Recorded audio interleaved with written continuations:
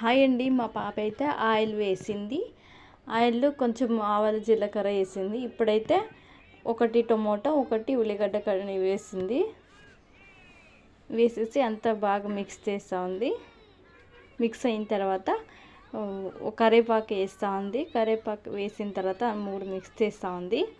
అయితే మా పాప ఇంతకైతే ఏం చేస్తూ ఉందంటే సీమ వంకాయ కర్రీ చేస్తూ ఉంది.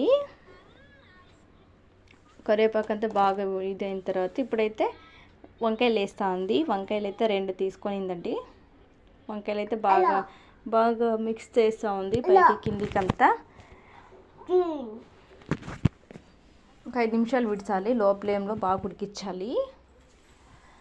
ఉడికిన తర్వాత ఇప్పుడైతే కొంచెం పసుపు వేసింది, 1 స్పూన్ కారం పొడి, 1 స్పూన్ ధనియాల పొడి, 1 స్పూన్ గరం మసాలా వేసింది.